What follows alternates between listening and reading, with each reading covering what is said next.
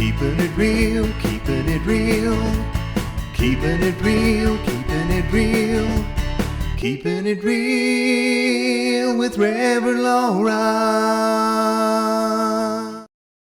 Divine love. It is not something that we have to earn. It's not something that we have to work hard to get. It is actually naturally given to us. The grace of God, the grace that is bestowed upon us throughout our lives. Oftentimes when we think about grace, we think about movement. We equate grace with people who are graceful. I never was one of those people. 3 years of ballet and it still didn't work. But I tried anyway to be very graceful. And dancers, we often think of dancers as graceful. And I know we have some dancers here in the audience that spent their life being that graceful expression of movement in the world.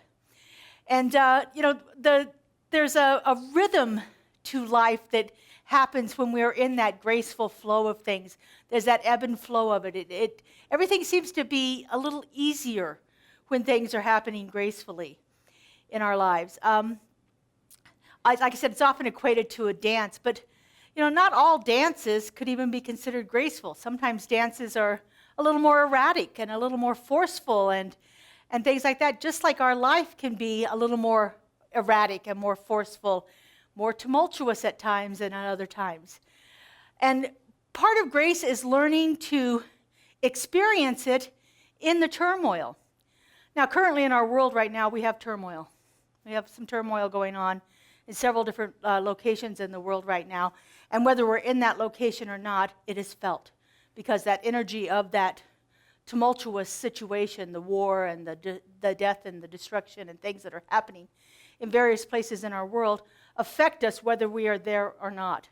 Of course, they more gravely affect the people who are present in the situations, but the rest of us are impacted just as much by what is happening in our world. This idea of grace being a dance, and this dance being erratic sometimes and being smooth sometimes, is really how we move through our lives. One of my favorite singers is Garth Brooks. He's a country western singer. You may have heard of him here or there.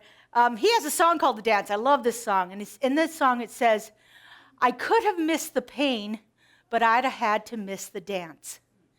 So there's this thing that's going on, and it's like I have to be in the midst of some of the problems too in order to experience the grace that is available to me when it's not there anymore, when I don't have that ups and downs of life. I need to be able to experience both of those. Keeping it real with Reverend Laura.